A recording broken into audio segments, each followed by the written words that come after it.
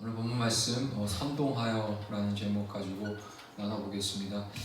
오늘 본문 이 49절 이 주의 말씀이 그 지방에 두루 퍼지니라 라는 오늘 49절의 이 말씀을 이 앞구절과 붙어 있어서 이제 48절과 49절이 이제 연결되어서 붙어 있는 말씀처럼 이렇게 보여지기 때문에요. 자칫 잘못하다가는 우리가 이 49절과 이 48절과 이 그 사이에 그 시차가 전혀 없는 것처럼 보여질 수 있다라는 거예요.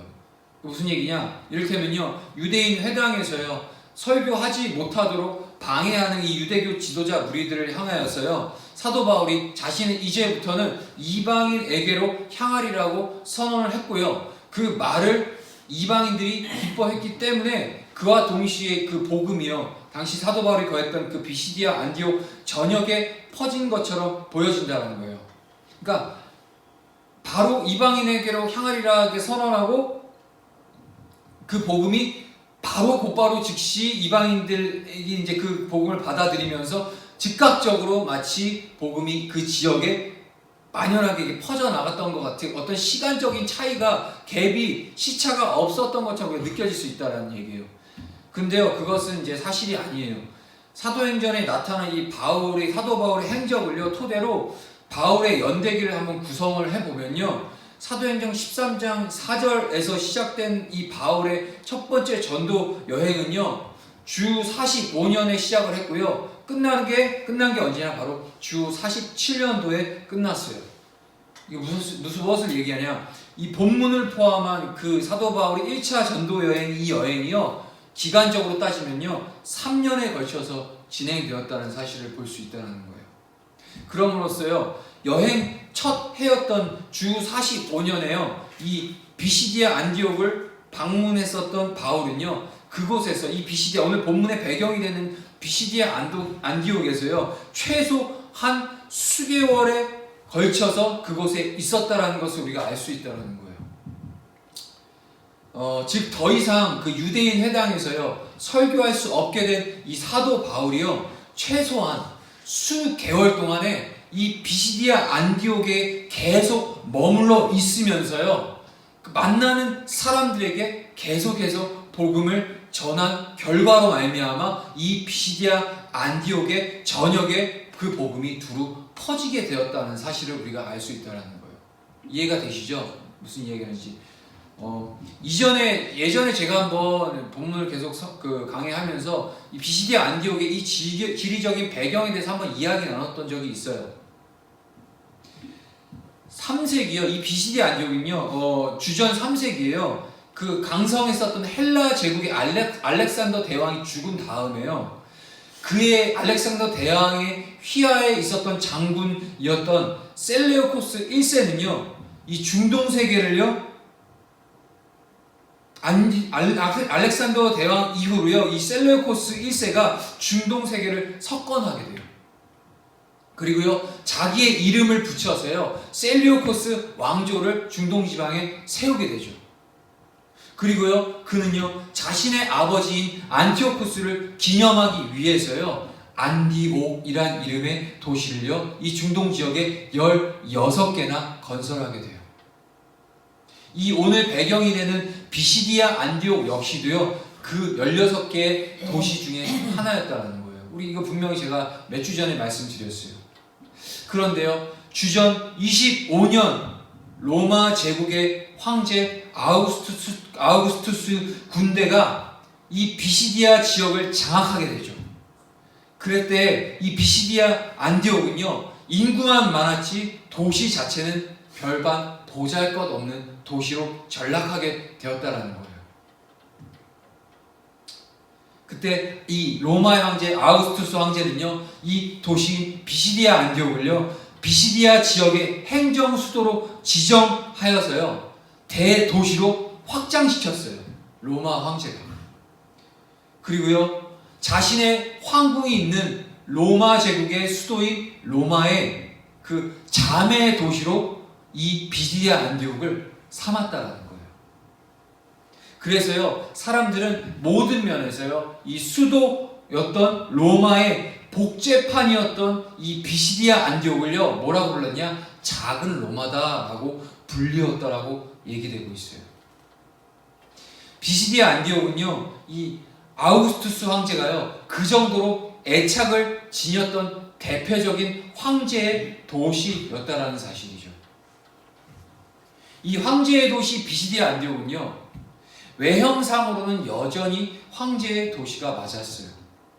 그러나요, 그 황제의 도시에 바로 이 오늘 본문의 주인공이 되는 사도 바울이 나타남으로 인해서요, 그 도시 전역으로 예수 그리스도의 생명의 복음이 스며들게 되었다라는 거예요. 마치요, 깨끗한 유리잔에 담긴 맑은 물에 잉크 한 방울을 떨어뜨리면 그 깨끗한 이 물이 그 잉크로 인해 뿌옇게 번져 물컵 전체로 번져 나가는 것처럼요, 이 생명의 복음이 바울 한 사람을 통해서요, 이 황제의 도시 속으로 소리 없이 퍼져 나갔다라는 것을 우리는 알 수 있어요. 바울이 이 황제의 도시에 발을 내딛기 전까지는요, 그 누구도 상상하지 못했던 일이었죠. 그래서요, 언제나 예수 그리스도의 생명의 복음을 붙들고 살아가는 한 사람이 중요하다라는 이야기를 드리고 싶은 거예요. 나 자신, 나 개인, 나 한 사람이 하나님 앞에 바르게 서 있고 하나님의 말씀 앞에 깨어 있는 사람이라면 그 한 사람을 통하여서요, 하나님께서는 어느 시대가 됐든 어느 곳이 되었든 그 한 사람을 통해서 하나님 당신 그 앞에 깨어있는 그 한 사람을 통해 당신의 일을 역사에 나가신다는 사실을 오늘 본문이 나타내주고 있다는 거예요. 참 그 한 사람이 중요합니다. 하나님 앞에서 깨어있는 그 한 사람, 그 한 사람을 여전히 우리 주님께서는 찾으시죠. 의인을 찾으시는 거죠. 물거품같이 허망한 그 욕망의 도시, 황제의 그 도시요, 모든 것이 다 썩어서요, 형체조차 없이 사라지고 그저 이제는 오늘날 21세기에 와서 이 도시는 뭐라고 불리느냐, 폐허라는 두 글자로만 남게 되어버린 이 황제의 도시였던 이 비시디아 안디옥, 죽음으로 치닫는 죽음의 도시, 이 황제의 도시예요. 예수 그리스도의 생명의 복음이 스며드는 순간, 소리 없이 그 복음의 능력이 증거되는 순간, 적어도 하나님을 믿는 사람이라면, 이 도시 안에 있었던 하나님을 받아들이고 예수 그리스도의 복음을 받아들인 사람들이었다면 그 복음 앞에 기뻐하며 사도 바울이 그 복음을 증거하는 그 복음 전도에 동참할 수밖에 없다라는 거죠. 그래서 그 한 사람 한 사람들이 점점 많아짐으로써 복음의 능력을 경험하고 예수 그리스도 앞에 깨지고 부서지고 정말 하나님의 사람으로 거듭난 그 한 사람들이 또 다른 한 사람을 증거하고 또 다른 사람들에게 복음을 증거하는 그런 생명력이 계속해서 이 비시디아 안디옥의 전역에 잉크 한 방울이 그 맑은 물을 뿌옇게 만드는 것처럼 복음의 능력이 이 도시 전체를 사로잡아버리는 그런 역사적인 능력의 순간을 오늘 우리는 오늘 본문을 통해서 맞이하고 있다는 사실을 잃어버리면 안 됩니다. 오늘 본문 50절 제가 다시 한번 읽어볼게요. 이에 유대인들이 경건한 기부인들과 그 신의 유력자들을 선동하여 바울과 바나바를 박해하게 하여 그 지역에서 쫓아내니, 생전 처음 보는 이 바울의 설교를 듣기 위해서요, 평소 자신들이 설교할 때와는 비교도 할 수 없을 만큼 수많은 대인파가 그 회당 안에 몰려들게 되죠. 그것으로 인해서요, 바울을 시기했었던 당시 회당에서의 유대교 지도자들, 그 무리들은요, 처음에는 자신들이 장악하고 있는 유대인 회당에서요, 바울이 더 이상 설교하지 못하게 하는 것만으로도 그들은 족하다고 생각을 했어요. 그런데요, 바울이 유대인 회당에서 설교하지 못하도록 조치하기만 하면 그들은요, 자신들이 갖고 있었던 그 종교적인 권위와 자존심이 마치 지켜질 수 있을 것이라고 판단했을 거예요. 그런데 어떻게 됐죠? 바울이 유대인 회당에서 더 이상 설교할 수 없게 되었다고 해서요, 그들 생각처럼 그것이 그랬나요? 아니죠. 비시디아 안디옥에서 꿀먹은 벙어리처럼 살거나 이 바울이 즉각 비시디아 안디옥을 떠나버린 것이 아니었다는 거예요. 사도 바울은 비록 회당에서 쫓김을 받았고 설교할 수 없는 그러한 상황 가운데 머무를 수밖에 없었지만 이 바울은 멈추지 않았죠. 비시디아 안디옥 전역을 돌아다니면서 사도 바울은 계속 그곳에서 머물면서 만나는 사람에게 복음을 증거했죠. 그리고 그로 인해서 복음이 비시디아 안디옥 전역에 소리 없이 퍼져 나가게 된 겁니다. 유대인 회당이라는 이 작고 제한된 공간에서요, 바울로 하여금 더 이상 설교하지 못하게 만들었었던 당시의 유대교 지도자 무리의 조치가요, 반대로 오히려 회당 밖의 도시 전역에서 바울의 영향력이 더 커지게 만드는 역효과를 초래한 셈이 되었다는 거예요. 우리 주님 역전하시는 거죠. 비록 상황은 사도 바울이 박해를 당하고 그들로 인해서 비방을 당하고 심지어는 물리적이고 신체적인 억압을 당해서 끊임없는 박해 속에서 회당에서 쫓겨나 이제는 입이 봉한바 되어진 것 같고 입이 틀어막혀 아무것도 할 수 없는 무기력한 사람처럼 사람들은 보았을 수도 있어요. 하지만 그렇지 않았죠. 사도 바울의 그 그 가슴과 심장과 영혼에 끌어서 넘치는 예수 그리스도의 그 복음의 열정은 그를 막을 수 없었죠. 나아가 회당에서 쫓겨난과 동시에 이제는 비시디아 전역으로 나아가 예수 그리스도의 복음을 증거함으로써 당시에 그 사도 바울을 괴롭혔고 쫓아냈었던 유대교 지도자들의 작당이 결국엔 하나님이 선으로 바꾸시면서 놀라운 하나님의 은혜가 그곳에 선포되어지는 역사를 보고 있습니다. 그런 상황, 그 꼴을 여전히 유대교 지도자들은 바라볼 수밖에 없었죠. 그들의 마음에는 이런 마음이 들었습니다. 사도 바울을 통해서 비시디아 안디옥이 점점 예수 그리스도라는 복음이 증거되고 전파되는 그 현장을 보는 그 유대교 지도자들은 결코 그것을 용납할 수 없었겠죠. 황제의 도시 비시디아 안디옥에서요, 그들의 종교적 권력이 유대인 회당 밖에까지 미치는 것은 당시 아니었어요. 왜냐, 물론 이 배경이 예루살렘이거나 이스라엘이면 얼마든지 그 유대교 지도자들의 권력이 이렇게 영향을 미칠 수 있었던 상황이었겠지만 비시디아 안디옥은 그렇지 않아요. 이스라엘이 아니에요. 이방 땅이에요. 그렇기 때문에 그 당시에 이방 땅 안에 유대인들이 함께 하나님을 예배하는 회당에서의 그들의 그 권력이 이렇게 움직일 수거나 그 권력에 어떤 영향을 미칠 수 있을지 모르겠지만 회당을 나가서 비시디아 안디옥 도시에는 그들이 영향을 미칠 수 없었어요. 그들에게 회당 밖에서 복음을 전하는 사도 바울을 한마디로 제재할 권한이 없었다는 거예요. 회당에서는 얼마든지 여기서 증거하지 마, 모함하고 비방하고 쫓겨내고 막 박해할 수 있었겠지만 그 밖에서는 그들이 사도 바울을 그가 전하는 복음을 제재할 수단이 없었다는 거예요. 마침내 그들은요, 비시디아 안디옥의 그 경건한 귀부인들과 당시의 그 유력자들을 선동해서요, 바울과 바나바 일행을 박해하게 만들죠. 그래서 아예 그 두 사람을요, 비시디아 안디옥 바깥으로 쫓아내어 버리고 말죠. 우리말 박해로 번역된 헬라어 디오그모스, 이는 신체적인 위해를 포함하고 있는 의미라고 분명히 말씀드렸어요. 유대교 지도자들이요, 비시디아 안디옥의 그 경건한 기부인들과 유력자들을요, 얼마나 선동했으면 바울과 바나바의 신체를 위해를 가하면서까지 그 두 사람을 비시디아 안디옥에서 그 경건한 기부인들과 유력자들이 쫓아내었겠냐라는 거죠. 유대교 지도자 무리의 입장에서 보게 된다면요, 그들은 자신들이 손가락 하나 되지 않고 눈에 가시와도 같았던 사도 바울과 바나바를 비시디아 안디옥에서 쫓아내려던 자신들의 목적을 이루게 된 셈이죠. 그러나 그것은 하나님의 관점에서 보게 된다면요, 돌이킬 수 없는 그들은 악행을 행한 거죠. 그들이 그와 같은 한심한 악행을 저지른 이유가 무엇인가요?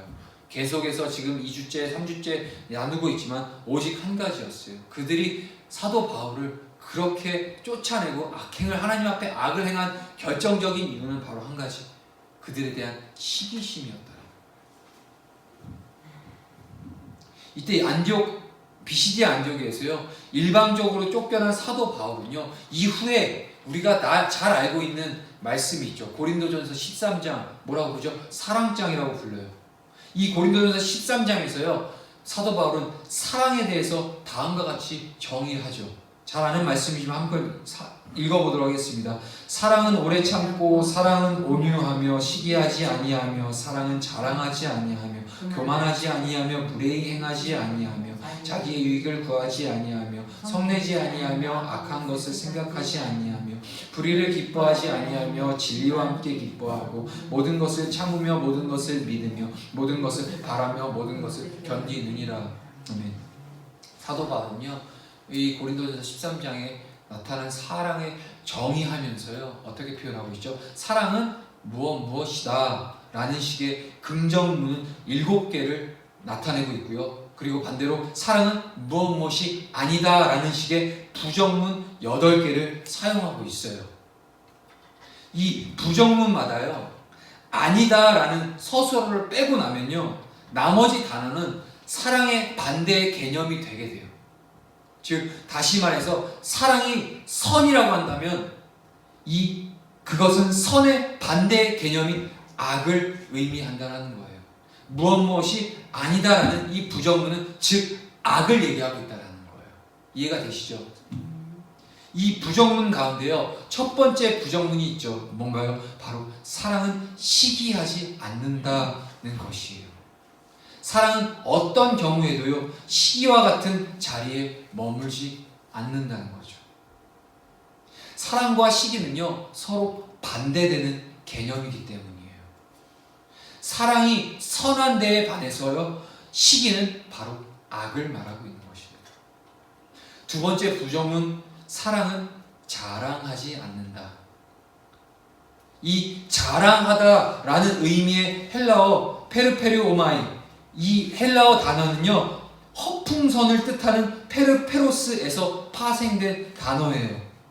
즉 자랑은요 자신이 한 일을 과장하는 거라는 거예요. 허풍선, 즉 자랑한다는 것, 즉 과장한다는 얘기죠. 여기에서 간과하지 말아야 하는 순서가 있어요. 마치 자랑하는 것이 먼저 앞에 있고 그 다음 시기가 따라오는 것이 아니라는 거예요. 반대로 시기 다음으로 자랑이 나오고 있다는 거예요. 인간이요 누군가를 시기하면요 반드시 그 사람 앞에서요 자신이 한 일을 과장하게 되게 되죠. 이 본문의 세 번째 부정문은요 사랑은 교만하지 않는다라는 것이에요. 여기서 교만하다로 번역된 헬라어 휘시오, 이것은요 어떤 의미를 갖고 있냐? 부풀게 하다라는 의미를 갖고 있어요. 방금 자랑은요 자신이 한 일을 과장하는 것이라고 제가 말씀을 드렸어요. 자신의 업적을 과장하다 보면요 아예 어떻게 돼요? 자기 자신을 부풀리게 된다는 거예요. 이게 바로 교만이죠. 자랑은 과장을 하다 보면 결국 자기 자신을 부풀려 버리는 자기 교만. 이 교만은요 실제 자기보다 자신을 훨씬 크다고 착각하는 거예요. 누군가를 시기하면요 반드시 그 사람 앞에서 자신의 업적을 과장하면서도 그리고 자신을 실제 자기보다 더 높은 자리에 앉히게 되는 자기 교만에 빠지게 된다는 얘기예요. 자, 그리고 이어서 네 번째 부정문을 볼게요. 사랑은 무례하게 행하지 않는다라는 거예요. 여기서 또 무례하다는 의미의 헬라어 아스케모네오라는 단어는요 상대방에게 돌아가야 할 존경과 명예를 인정하지 않는 것을 의미하고 있어요. 즉 상대가 그 일을 한 것은요 상대의 어떤 존경과 명예를 인정하는 것이 아니라 상대가 그 일을 한 것은 자기 자신이 도와준 까닭이기 때문이고 상대가 높은 자리에 앉은 것은 역시도 자신이 밀어준 결과라고 착각하는 그 자기 교만 때문이라는 거예요. 이러한 부분들은 우리 안에 내면에 참 많이 있죠. 사람이 누군가를 시기하면요, 반드시 그 사람 앞에서 자신의 업적을 과장하게 되고요, 또 자신을 실제 자기보다 높은 자리에 앉히게 되고요, 이러한 교만에 빠져 상대에게 돌아가야 될 존경과 명예를 그는 부정하게 된다는 거예요. 정리가 되고 계세요? 다섯 번째 부정문을 볼게요. 사랑은 자기의 유익을 구하지 않는다라는 거예요. 여기서 자기의 유익을 구한다는 언뜻 보면요, 자기의 유익이라는 이 표현을 보면요, 언뜻 보면은 경제적인 유익을 뜻하는 것처럼 우리가 이해할 수 있어요. 그런데요, 여기 자기의 유익을 구한다는 뜻에서 표현된 헬라어 원문에는요, 자기의 유익이라는 단어가 단지 경제적인 어떤 유익을 나아가는 것이 아니라 어떤 표현이냐, 자기의 것이라고 기재되어 있어요. 즉 자신의 것을 구한다는 것은 자기의 그 기분, 자기의 감정, 자기 몫에 집착하는 것을 말한다는 거예요. 사람이 누군가를 시기하면요, 반드시 그 사람 앞에서 자기 업적을 과장하게 되고요, 자신을 실제 자기보다 높은 자리에 앉히게 되는 교만을 범하게 되고요, 그 교만으로 하여금 상대에게 돌아가야 될 존경과 명예를 부정하게 되고요, 또한 자기 기분과 자기 감정 또 자기 몫에만 집착하게 된다는 사실이에요. 여섯 번째 부정문, 사랑은 성내지 않는다입니다. 여기에서 말하는 성을 내다 해서 성은요, 우리가 일상생활에서 낼 수 있는 성이나 화를 표현할 정도가 아니에요.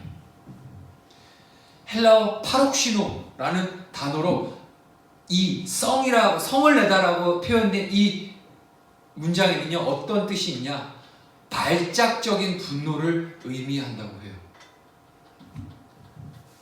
쉽게 얘기하면 평상시에는 멀쩡하게 보이다가요, 자신의 것이 아주 조금이라도 침해당한다고 여기는 즉시 발작적으로 분노를 발하게 된 표현, 바로 여기서 성을 내다의 온전한 표현이에요. 파록시노라는 이 단어의 본래 어떤 뜻이냐, 날카롭게 하다라는 의미의 동사예요. 자신의 것을 침해하는 사람에게는요, 언제든 날카로운 흉기가 될 만반의 준비가 갖추어져 있다라는 뜻이에요. 이해가 되시죠? 원래 내가 내 것을 침해당하거나 자신의 것을 지키기 위해서 혹시 침해라도 당할 것 같으면 이게 칼이 이렇게 서 있는 거죠. 날카롭게 서 있다라는 거죠. 그런 뜻을 얘기하는 거죠. 사람이 누군가를 시기하면요, 반드시 그 사람 앞에서 자신의 업적을 과장하게 되고요, 저 계속 반복하는 겁니다. 자신을 실제보다 높은 자리에 앉히는 자기 교만으로요, 상대에게 돌아가야 될 존경과 명예를 부정하게 되고요, 그리고 오직 자기 기분과 자기 감정, 자기 몫에만 집착하게 되고요, 조금이라도 자신의 것이 침해당한다고 여기게 되면요, 즉각적으로 상대에게 날카로운 흉기가 되어서 찌르게 된다는 얘기예요. 이것이 이 모든 것들이 어디로부터 시작되냐, 바로 시기에서부터 시작된다는 뜻이에요. 마지막 부정은, 사랑은 불의를 기뻐하지 않는다입니다. 여기서 불의를 기뻐한다는 것은요, 불의를 저지른 뒤에 자기 만족으로 기뻐 어쩔 줄 모르는 상태를 뜻하게 되어 있어요. 누군가를 시기하면요, 그 사람 앞에서 반드시 자신의 업적을 과장하고요, 자신을 실제 자기보다 높은 자리에 앉히는 교만으로 말미암아 상대에게 돌아가야 될 존중과 업적과 명예를 부정하게 되고요, 또한 자기 기분과 자기 감정, 자기 몫에만 집착하면서 자기의 것이 침해당한다고 여기는 즉각 날카로운 흉기가 돼서 어떻게 상대를 해칠까 심사숙고하다가요, 상대에게 불의를 행한 뒤에요, 어떻게 행동해요? 자기 만족으로 기뻐 어쩔 줄 몰라 하는 것이 바로 인간이라는 거예요. 사도 바울이 사랑의 정의를 이렇게 일목요연하게 얘기해주고 있어요. 이거는 수천 년이 지난 당시의 문명의 사람들의 정서나 인간성과 이 수천 년이 지난 오늘날 저와 여러분들의 인간성을 그대로 날카롭게 관통해주고 있는 말씀이 아닌가요? 그래서 중요한 사실은요, 이 연속적인 악이요 모두 어디서부터 시작된다고요? 시기에서부터 시작되는 사실이에요. 왜 제가 이렇게 시기에 대해서 이 고린도전서 13장의 사랑장을 인용하면서 이야기를 드리냐? 바로 오늘 본문의 유대교 지도자 무리 역시 마찬가지였기 때문이에요. 이들이요 유대인 회당에서요 바울의 설교를 금한 것은요 바울에 대한 무엇 때문에? 바로 시기 때문이었어요. 그리고요 그 다음 안식일에 회당에 모인 유대교인들은 앞에서도요 자신들이 설교를 금한 사도 바울보다 자신들이 더 큰 지도자임을 과시기하기 위해서요 얼마나 자신들의 지난 업적을 그들은 과장하면서 자신들을 스스로 높이는 자기 교만을 떨었겠냐고요.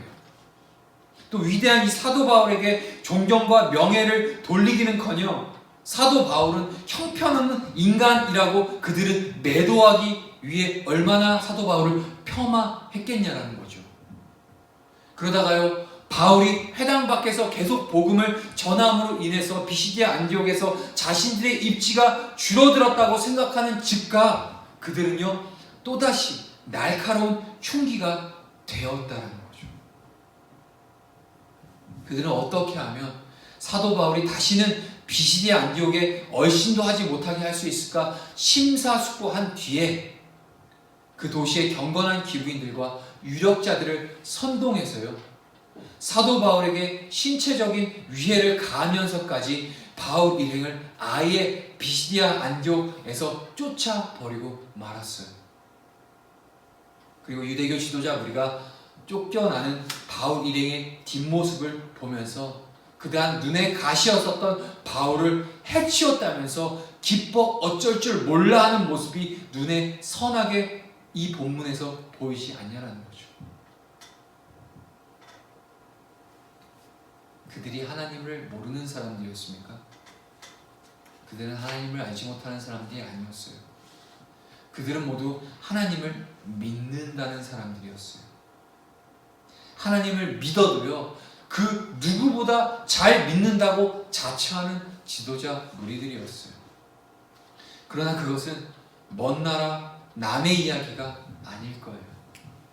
하나님 앞에서요 자신이 다른 사람과 자신을 비교해야 하는 이 상대적인 존재가 아님을 깨닫지 못하게 된다면요 하나님 앞에서 자신이 절대적인 존재임을 자각하지 못하면요 하나님을 믿는다는 저와 여러분들 우리 역시도 누군가를 시기하고 그 시기로 말미암아 선동할 수밖에 없고요 결국 우리 자신과 오늘 본문 속에 한심한 이 유대교 지도자 무리 사이에는 아무런 차이가 있을 수 없다는 중요한 교훈에 대해서 오늘 밝혀주고 있다는 거죠. 시기가 선동으로 이어지는 오늘 이 본문 속에서요 우리가 얻게 되는 또 하나의 교훈이 있어요. 그것은 사람을 선동하는 것이 바로 악이라고 우리가 규정한다면 누군가에게 선동당하는 것 그것은 바로 무지라는 사실이에요. 우리가 생각해 볼 필요가 있어요. 유대교 지도자 무리가요 사람들을 선동해서요 그들로 하여금 이 바울 일행에게 신체적인 위해까지 가하면서 이 바울 일행을 쫓아내게 하려면요 바울을 얼마나 많이 거짓 모함을 일삼았겠냐는 거죠. 그들이 바울에 대해 분노하지 않을 수 없도록 바울을 흉악한 인간으로 그 유대교 지도자들이 당시에 경건한 귀부인들과 유력자들에게 얼마만큼 매도하지 않았겠냐는 거죠. 그러한 사실을 우리가 읊어볼 수 있어요. 한번 짚어볼 수 있어요. 그 악한 유대교 지도자 무리에 의해서 선동당했었던 그 사람들이 신체적인 위해를 가하면서까지 비시디아 안디옥에서 쫓아낸 바울이 누구였죠? 그 도시에서 추방당하기 마땅한 살인 강도가 바울이었나요? 아니죠. 그는요, 하나님께서요, 예수 그리스도 안에서 택하신 하나님의 사도였어요. 즉 하나님의 사람. 그렇다면 유대교 지도자에게 선동당한 그 사람들은 무엇인지 알지도 못하면서 결과적으로 봤을 때 유대교 지도자들의 악행에 결국 그들은요 가담하게 되었다는 사실이에요.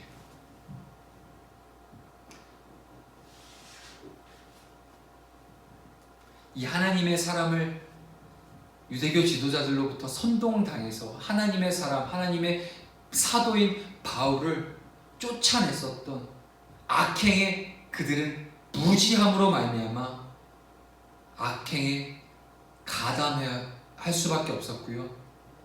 그 선동에 앞장설 정도로 그들이 무시했다는 거예요.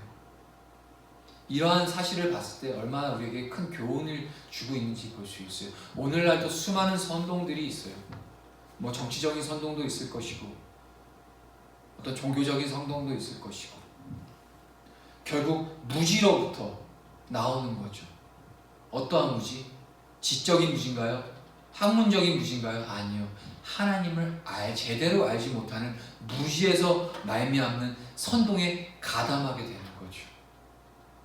이 시대를 분별하고 오늘날 이 사회를 분별하고 오늘날 이 국가적인 정세를 분별하고 더 나아가 하나님 주께서 다시 오실 그날에 우리가 거룩한 신부로 교회로서의 우리가 살아갔을 때 우리가 바른 신앙의 삶을 살아가는 온전한 분별이 오늘날 엄청 필요한 시대를 살고 있잖아요.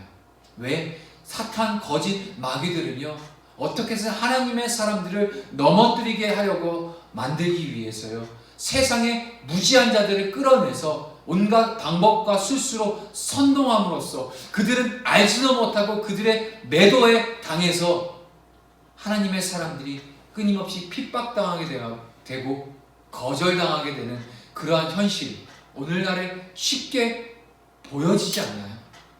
만약 오늘 저와 여러분들이 예수 그리스도의 참된 진리를 믿는 그리스도인이며 예수 그리스도의 진실한 사람이라면은 이 정말 죄악이 만연한 이 시대 가운데 우리는 핍박이 우리에게 찾아오는 것이 바른 신앙을 지키는 것의 증거라는 거죠. 삶이 안전하십니까? 평탄하시고 날마다 평안하신가요? 물론 주님으로부터는 평강은 정말 우리가 추구해야 되지만 그것이 아닌 우리가 신앙을 지키고 믿음을 지켜나가는 이 과정 속에서 이 믿음을 굳건히 지켜가는 이 여정 속에서 그 어떠한 핍박도 어떠한 폄하도 어떠한 매도도 당하지 않는 삶을 살고 있다면 평안한 삶을 살고 있다면 저와 여러분들이 신앙의 주소를 점검해 봐야 된다는 거예요. 끊임없이 사탄 마귀는요 저와 여러분들을 넘어뜨리게 해요. 저와 여러분들의 그 신앙을 걸고 넘어뜨리겠다 하는 것은 곧 하나님의 뜻을 철저하게 막겠다라는 그 사탄 마귀의 계략이죠. 이것을 우리가 옳게 분별할 수 있어야 되고요. 세상이 뿌려놓은 거짓된 선동에 우리는 휘둘리서는 안 되죠. 무엇이 옳고 무엇이 선이고 무엇이 악인지를 분별하는 유일한 기준 살아계신 하나님의 말씀에 의거하여서 우리는 진리에 잘 서 있어야지만 이러한 선동에서 우리는 안전하게 하나님의 말씀을 지켜낼 수 있는 거죠. 오늘 그러한 자세로 우리에게 주어진 이 허락된 이 하루를 살아가기 위해서 오늘 이 시간도 계속해서 말씀과 경건으로 하나님 앞에 서 있는 거고요. 하나님을 믿는다고 해서요 사람을 선동하는 악행을 범하지 않는 것이 아니에요. 오늘 이 시대도요 교회가 또한 하나님의 사람이라고 자청하는 자들로 인해서요 하나님의 뜻이 점점 유보되고 있고 하나님의 노를 사고 있다는 거예요. 사회적으로 기부인이고 유력자라고 해서요 누군가에게 선동당하여 결과적으로 악행에 가담하거나 악행을 방조하는 무지를 범치 않는 것이 아니라는 거예요. 잘 배웠다고 해서 뭐가 사회적인 위치가 있다고 해서 소위 말해서 교회에서 뭐 직분이 있다고 해서 얼마만큼 많은 학문을 했고 얼마만큼 그런 위치가 있는다고 해서 그들의 무지로 인해서 세상의 그 거짓된 선동으로 말미암아 악행에 가담하지 말라는, 공조자가 되지 말라는 법이 없다라는 거예요. 오늘 교훈 분명히 얘기해주고 있어요. 내가 좋은 교회 다니고 크고 화려하고 멋진 그리고 위대하고 이름난 목사님 밑에서 우리가 신앙생활을 하고 있다라고 해서 안주하고 있어야 될 것이 아니라는 거예요.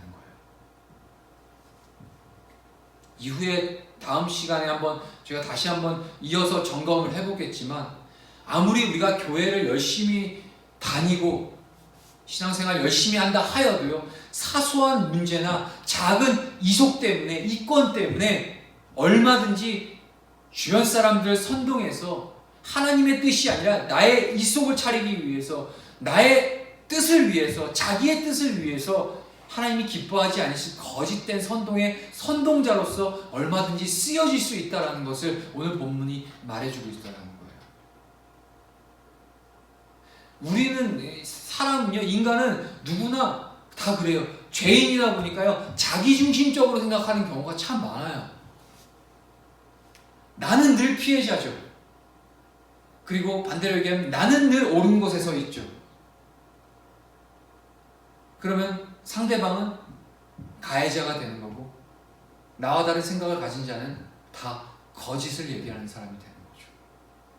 물론 이런 사실관계를 따지기 이전에 먼저 오늘 본문이 얘기해주고 있는 것은 바로 하나님의 말씀 앞에 얼마나 경건하게, 거룩하게, 구별되게, 또한 두려움으로 서 있느냐라는 내 자신을 하나님께서 오늘 돌아보게 만드시는 거죠.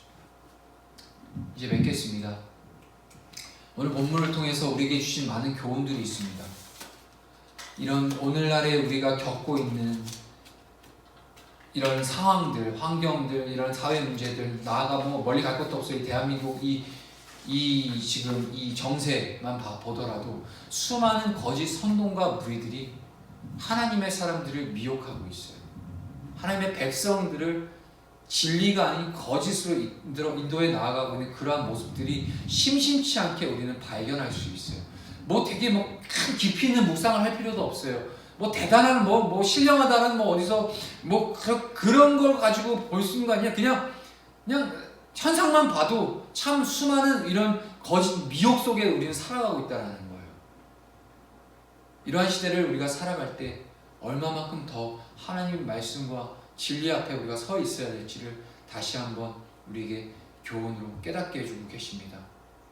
당장 우리의 이 신앙이 사도 바울처럼 매도당할 수 있고요, 이렇게 비난을 당할 수도 있고요, 비방과 조롱, 심지어는 박해, 즉 신체적인 유해까지 우리가 당할 수도 있는 그러한 시대를 오늘날 살아가고 있다는 것을 우리가 부정할 수 없어요.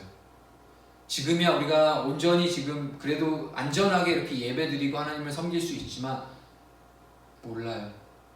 우리가 예수 그리스도를 믿는다는 그 믿음 하나 붙들기 위해서 우리는 끊임없는 박해를 당하게 되는 그러한 때가 반드시 멀지 않은 미래에 올 것 같아요. 오늘 이 본문이 우리에게 시사해주고 있는 말씀, 다시 한번 오늘 이 시간 우리의 신앙을 점검해보고, 멀지 않은 미래에 그러한 박해와 그러한 상황 앞에서도 우리가 하나님 부정하지 않고 끝까지 우리에게 주신 그 말씀과 진리를 붙들고 나아갈 수 있는 저와 여러분들이 되실 수 있기를 간절히 소망하며 바랍니다. 아멘. 우리가 말씀 듣고 찬양 기도하겠습니다.